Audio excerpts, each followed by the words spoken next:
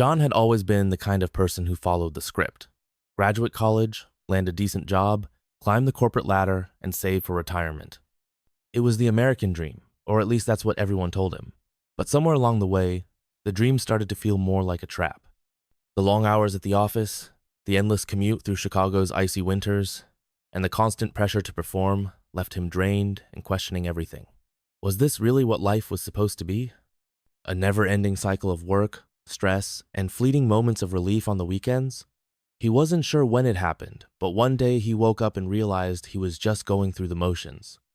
The spark was gone, and he needed a change, something radical, something that would shake him out of this numbness. The idea of moving abroad had always lingered in the back of his mind, but it was always just that, an idea, something people talked about but never actually did. Until one day, he stumbled across a blog written by an American who had moved to the Philippines. The writer described a life of tropical beaches, affordable living, and a slower pace that allowed for real living, not just surviving. John found himself scrolling through photos of crystal clear waters, lush jungles, and smiling locals. It was the opposite of everything he knew, and that's exactly what drew him in. Could he really do it? Leave behind the stability of his job, the familiarity of his hometown, and the comfort of his routines? The more he thought about it, the more he realized he didn't have much to lose. His job paid well, but it didn't fulfill him. His friends were great, but they were all caught up in their own lives. And as for family, well, they'd always been supportive, even if they didn't always understand him. The decision didn't come overnight. It was a slow build, fueled by late-night Google searches, YouTube videos of expats living their best lives in Southeast Asia, and a growing sense of restlessness that he couldn't shake. He started crunching numbers, realizing that his savings could stretch much further in the Philippines than they ever could in the US. He researched cities, eventually settling on Cebu, a place that seemed to offer a balance between urban convenience and natural beauty. He even began learning a few phrases in Tagalog, though he quickly realized that English was widely spoken, which made the transition seem less daunting. But was he really ready to leave everything behind? To trade the familiar for the unknown? The doubts crept in, as they always do when you're standing on the edge of something big. What if he failed? What if he couldn't adapt? What if he ended up regretting the whole thing? But then he thought about the alternative, staying in Chicago, continuing to live a life that felt increasingly empty. The thought was unbearable. So, with a mix of excitement and terror, he made the decision. He quit his job, sold most of his belongings, and booked a one-way ticket to Cebu. The weeks leading up to his departure were a blur of goodbyes, last-minute preparations, and moments of sheer panic. But beneath it all was a sense of hope, a belief that this was the right move, even if he couldn't fully explain why. He imagined himself living in a small apartment near the beach, working remotely as a freelancer, and spending his weekends exploring the islands. It sounded like a dream, but dreams have a way of colliding with reality.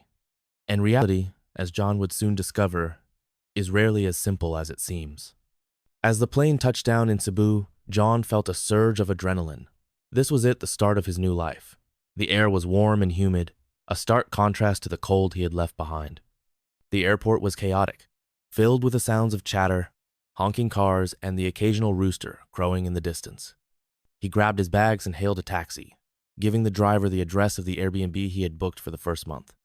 The ride was an adventure in itself, with motorcycles weaving in and out of traffic, colorful jeepneys packed with passengers, and streets lined with vendors selling everything from fresh fruit to cell phone accessories. It was overwhelming but also exhilarating. This was what he had wanted, right?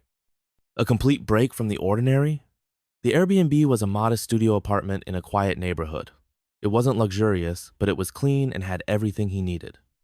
As he unpacked his bags, he couldn't help but feel a sense of pride. He had done it. He had taken the leap. But as the initial excitement wore off, the reality of his situation began to sink in. He was alone in a foreign country, thousands of miles away from everything he knew. The language barrier, while not insurmountable, was more challenging than he had anticipated. The cost of living, while lower than in the US, still required careful budgeting. And then there was the loneliness. Back home, he had taken for granted the ease of meeting up with friends or calling family. Here, he was starting from scratch. Would he be able to build a new life, or had he made a huge mistake? The first few days were a mix of exploration and adjustment. He wandered the streets, trying to get a feel for the city. He sampled local dishes like lechon and sinigang, marveling at the bold flavors. He even struck up a conversation with a few locals, who were friendly and eager to help. But beneath the surface, there was a nagging sense of uncertainty. Could he really make this work? Or was he just another foreigner chasing a fantasy? The answers weren't clear, but one thing was certain: he was in too deep to turn back now. This was his new reality, and he would have to find a way to make it work. But how, and at what cost? The first month in Cebu was a whirlwind of emotions: excitement, frustration, curiosity, and doubt, all tangled together in a way that left John feeling both energized and exhausted. He had expected challenges, but he hadn't anticipated how deeply they would affect him. The language barrier, for instance, was more than just a matter of vocabulary. It was the subtle nuances, the cultural context behind certain phrases, and the way people communicated that left him feeling like an outsider. He could order food or ask for directions, but casual conversations often left him lost, nodding along with a smile while his mind scrambled to keep up. Then there was the cost of living. On paper, it had seemed so straightforward. His savings and freelance income would stretch much further here than back home. But reality had a way of complicating things. Rent in expat-friendly areas was higher than he had budgeted for, and while street food was cheap, eating out at Western-style restaurants or buying imported groceries quickly added up. He found himself constantly doing mental math, weighing every expense against his dwindling savings. Was this sustainable? Or was he just delaying the inevitable return to the life he had tried so hard to escape? The loneliness was perhaps the hardest part. Back in Chicago, he had taken for granted the ease of social connections. Here, he was starting from zero. The locals were friendly, but their lives were already full, and building genuine friendships took time. The expat community, while welcoming, often felt transient. People came and went, chasing the next adventure, or returning home when the novelty wore off. John found himself questioning whether he was cut out for this. Was he brave for taking the leap, or just foolish for thinking he could outrun his problems by moving to the other side of the world? One particularly tough day, he found himself sitting on the floor of his apartment, staring at his laptop screen. He had just finished a freelance project, but the payment wouldn't come through for another week. His bank account was running low, and the weight of his decision pressed down on him like a physical force. What was he doing here? Was this really the life he had dreamed of? Or had he romanticized the idea of starting over? He thought about calling home, but what would he say? That he was struggling? That he wasn't sure if he could make it work? The thought of admitting failure, even to himself, was unbearable. But then, something shifted. It wasn't a dramatic moment, or a sudden epiphany, just a small realization that he couldn't keep going like this. He needed to change his approach. He couldn't control everything, but he could control how he responded to the challenges. The next morning, he woke up with a new determination. He started by reaching out to a local language tutor he had found online. Her name was Maria, and she was patient and kind, helping him navigate not just the language, but also the cultural nuances that had left him feeling so out of place. Through her, he began to see the Philippines not as a series of obstacles, but as a place rich with history, traditions, and opportunities to learn. He also made an effort to connect with the expat community in a more meaningful way. He joined a local meetup group for remote workers and attended their weekly coffee gatherings. At first, he felt out of place, unsure of what to say or how to fit in. But over time, he began to form connections with people who understood what it was like to leave everything behind and start over. They shared tips on everything from finding affordable housing to navigating the local bureaucracy, and their support gave him a sense of belonging he hadn't realized he was missing. Financially, things remained tight, but he started to get creative. He discovered local markets where he could buy fresh produce at a fraction of the cost of supermarkets. He learned to cook simple Filipino dishes, which not only saved money but also gave him a deeper appreciation for the culture. He even picked up a few side gigs, teaching English online and helping other expats with their freelance projects. It wasn't glamorous, but it gave him a sense of purpose and a way to contribute. As the weeks turned into months, John began to notice a shift in himself. The initial shock of the move had worn off, replaced by a growing sense of resilience. He wasn't the same person who had stepped off the plane all those weeks ago. He had learned to navigate the chaos of Cebu's streets, to laugh at his own mistakes, and to find joy in the small moments like the way the sun set over the ocean or the way strangers greeted him with a smile. He still had doubts, of course. There were days when the loneliness crept back in, or when he wondered if he would ever truly feel at home here. But he was starting to believe that maybe, just maybe, he could make this work. The question now was, how far was he willing to go? How much of himself was he willing to change in order to adapt to this new life? And what would it take for him to finally feel like he belonged? These were questions he couldn't answer yet, but for the first time he felt like he was on the right path. The journey was far from over, but he was no longer running away from something. He was moving towards something he couldn't quite define yet, but something that felt worth fighting for. The turning point came unexpectedly, as such moments often do. It wasn't a grand event or a life-altering decision, but a series of small, seemingly insignificant experiences that began to reshape John's perspective. One evening, as he sat on the balcony of his apartment, watching the sun dip below the horizon and paint the sky in hues of orange and pink, he realized something. He was starting to feel at home.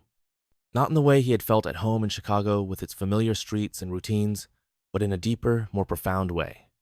It was as if the chaos and unpredictability of Cebu had seeped into his bones, teaching him to embrace the messiness of life rather than resist it.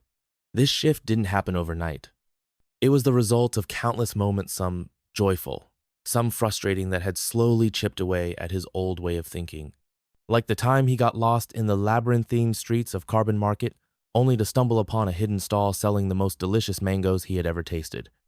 Or the afternoon he spent at a local fiesta, where he was welcomed with open arms and invited to join in the dancing, despite his 2 left feet. These experiences didn't just show him the beauty of the Philippines. They showed him a different way of being in the world. But it wasn't all sunshine and mangoes. There were still days when the challenges felt overwhelming, like the time his laptop broke, and he had to navigate the local repair shops, trying to explain the problem in broken Tagalog.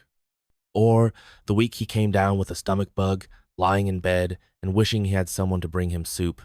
These moments tested his resolve, forcing him to confront his own limitations and vulnerabilities. Yet even in the midst of the struggle, he began to notice a change in himself. He was becoming more resourceful, more patient, and more willing to ask for help when he needed it. One of the most significant changes came in the form of his relationships. Through Maria, his language tutor, he began to forge deeper connections with the local community. She introduced him to her family, who welcomed him with the kind of warmth and generosity that left him humbled. He spent weekends at their home, sharing meals and stories, and slowly but surely, he began to feel like he was part of something bigger than himself. He also grew closer to the expats he had met, forming friendships that went beyond surface-level small talk. They became his support system, his sounding board, and his partners in adventure. Financially, things were still tight, but he had learned to adapt. He had found a rhythm with his freelance work, balancing client projects with his side gigs. He had also discovered the art of budgeting in a way that allowed him to enjoy the occasional splurge, like a weekend trip to a nearby island or a night out with friends without breaking the bank. It wasn't the life of luxury he had once imagined, but it was a life that felt authentic and fulfilling. As the months passed, John began to see his journey in a new light. It wasn't just about escaping the monotony of his old life or chasing some idealized version of paradise. It was about growth, about learning to navigate the complexities of a new culture while also confronting the complexities within himself. He had come to the Philippines searching for something: freedom, adventure, a sense of purpose, but what he found was far more valuable. He found resilience, he found community, and, perhaps most importantly, he found a version of himself that he could be proud of. But the journey wasn't over. There were still questions he needed to answer, challenges he needed to face. Could he sustain this life in the long term? Would he ever feel fully at home in a place that was so different from everything he had known? And what would it take for him to truly let go of the past and embrace the present? These were questions he couldn't answer yet, but for the first time, he felt like he was moving in the right direction. The Philippines had become more than just a destination. It had become a teacher. It had shown him that life isn't about finding the perfect place or the perfect plan. It's about learning to adapt, to grow, and to find beauty in the unexpected. And as he sat on that balcony, watching the sunset over the city, he realized that he was exactly where he needed to be. By the time John reached his 6th month in Cebu, he had settled into a rhythm that felt almost comfortable. The initial chaos of adjusting to a new country had given way to a sense of routine, though it was a routine unlike anything he had ever known. His days were a blend of work, exploration, and the occasional misadventure, each one teaching him something new about himself and the world around him. But just as he began to feel like he had figured things out, life threw him another curveball that would force him to confront the question he had been avoiding all along. Was this his new home? or just a temporary escape? The curveball came in the form of an email from his former boss in Chicago. The company was expanding, and they wanted him back with a promotion, a raise, and all the perks he had once dreamed of. It was an offer that would have been impossible to refuse a year ago, but now, as he read the email in the dim light of his apartment, he felt a knot of uncertainty tighten in his chest. Going back would mean returning to the life he had worked so hard to leave behind. It would mean stability, familiarity, and the chance to rebuild the career he had walked away from. But it would also mean giving up everything he had built, here the friendships, the sense of freedom, and the person he had become in the process. John spent days agonizing over the decision, weighing the pros and cons, and seeking advice from everyone he trusted. Maria, his language tutor, listened patiently as he poured out his doubts and fears. "Only you can decide what's best for you," she said gently. "But remember, home isn't just a place. It's a feeling. Where do you feel most alive?" Her words lingered in his mind, echoing the question he had been too afraid to ask himself. The expats he had befriended had mixed opinions. Some urged him to stay, arguing that he had already invested so much in building a life here. Others, who had been through similar struggles, understood the pull of home and the comfort of the familiar. "There's no shame in going back," one of them told him. "Sometimes you have to leave to realize what you really want." In the end, it wasn't logic or advice that helped him make the decision. It was a moment of clarity that came during a weekend trip to a remote island. He had joined a group of friends on a whim, leaving behind his laptop and his worries for a few days of sun, sand, and sea. As he stood on the beach, watching the waves crash against the shore, he felt a sense of peace he hadn't known in years. It wasn't just the beauty of the place, though that was undeniable. It was the realization that he had created a life where moments like this were possible, a life where he could step away from the noise and simply be.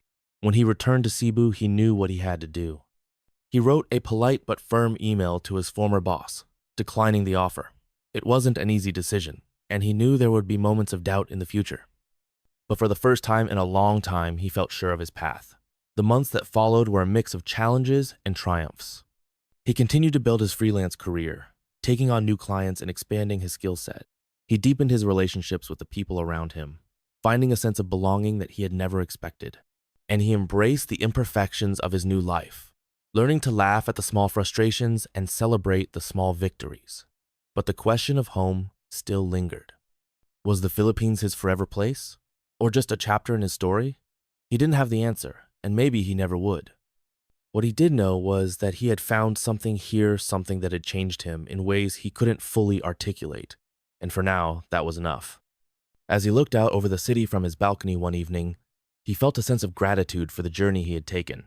It hadn't been easy, and it hadn't gone according to plan, but it had been real, and it had been his, and that he realized was what mattered most. John's decision to stay in the Philippines marked the beginning of a new chapter, one that felt both exciting and uncertain. He had turned down the safety net of his old life, choosing instead to embrace the unpredictability of his new one.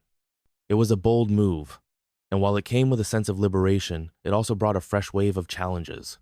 The question of sustainability loomed large in his mind. Could he really make this work in the long term, or was he just delaying the inevitable return to the life he had tried so hard to leave behind?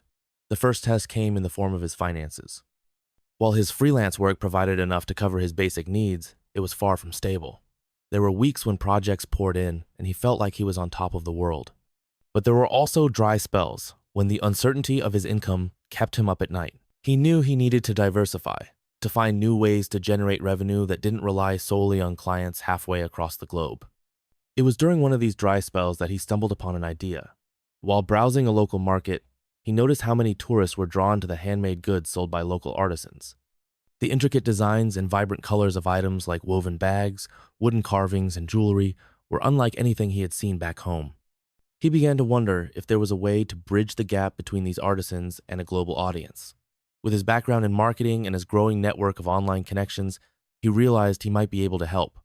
The idea took shape slowly, fueled by late-night brainstorming sessions and conversations with Maria and other locals. He started small, partnering with a few artisans to create an online store showcasing their work. He handled the marketing, photography, and customer service while they focused on crafting the products. It wasn't easy. There were language barriers, logistical challenges, and moments of self-doubt, but it felt meaningful in a way his corporate job never had. As the business grew, so did his connection to the community. He spent hours in the homes and workshops of the artisans, learning about their craft and their stories.